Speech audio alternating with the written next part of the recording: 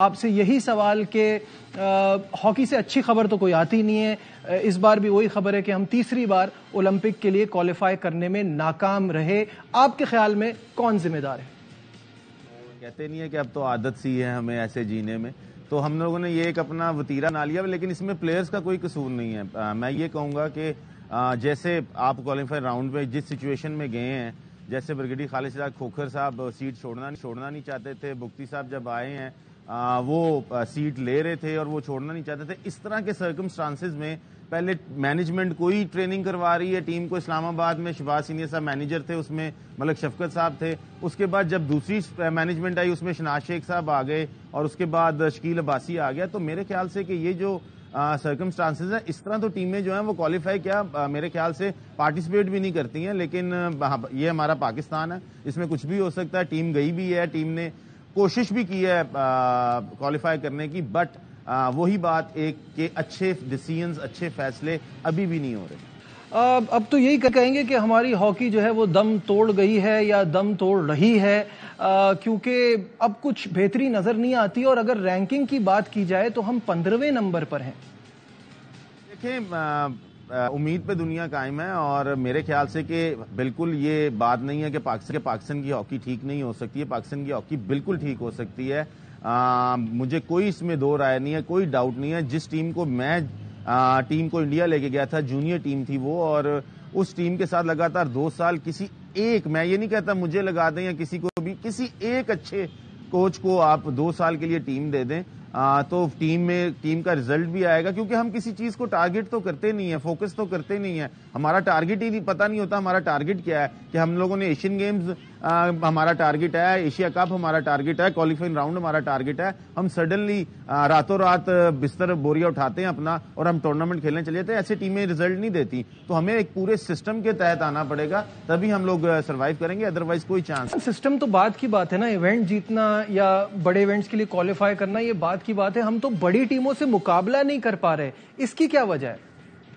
वजह मैं आपको सिंपल सी वजह एक ये है कि मुझे आप ये बताएंगे, पिछले 7-8 टूर्स हमारी सीनियर टीम कर चुकी है, एक सिंगल पैनी उनको नहीं दी गई है, उनको डेली अलाउंस नहीं मिलता है, उनका भी घर है, उन्होंने भी घर में अपना घर सर्वाइव करना है। जब किसी प्लेयर को उसकी मेहनत नहीं मिलती है तो फिर आप उस प्लेयर पे क्या क्लेम करते हैं?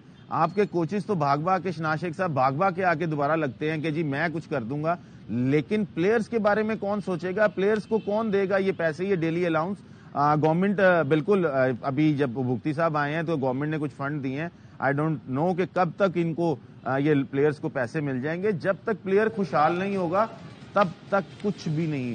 अच्छा, इसका जवाब दीजिए, क्या टैलेंट का फुकदान है, क्या सहूलियात नहीं है, क्या कोचेज मेयारी नहीं है, वजह क्या है? देखिए, मैं पहले भी कहता हूं, मैंने एक बात आपको पहले भी अपने इंटरव्यू में ये बात कही है कि पाकिस्तान के अंदर आपका कोई टारगेट नहीं है। कोचेस भी हैं जो सहूलियात देना चाहे, अकोमोडेट करना चाहे प्लेयर्स को, वो कर भी सकते हैं। लेकिन प्रॉब्लम ये है ना, अब देखिए तारिक बुख्ती साहब आए हैं, उन्होंने आते ही एक कैसा बेहतरीन फैसला किया है। मुझे बड़ी हैरानी हुई इस फैसले के ऊपर। वो फैसला ये है कि जूनियर टीम के कोच भी शकील अब्बासी साहब थे, सीनियर टीम के कोच भी शकील अब्बासी है, जो टीम अभी ओलंपिक क्वालिफायर से बाहर हो गई है, और अब जो हॉकी 5 का टूर्नामेंट होने जा रहा है उसके भी कोच शकील अब्बासी साहब ही हैं। इससे आपको क्या लगता है कि पाकिस्तान में क्या मेरिट के ऊपर चीजें हो रही हैं? भुक्ती साहब तो आ गए हैं, लेकिन भुक्ती साहब को कौन डिक्टेट कर रहा है, कौन बता रहा है, कौन चीजों को समझाने की कोशिश कर रहा है? क्योंकि ये टोटली अनप्रोफेशनल सोच है उनकी जो इन्होंने अभी तक। अच्छा, अभी बात हो रही थी कि हम मॉडर्न हॉकी नहीं खेल रहे। अब उसके लिए मुझे ऐसा लगता है कि हमको खिलाड़ियों को बाहर भेजना चाहिए, वो लीग्स खेलें। उससे आपके ख्याल में फायदा नहीं होगा?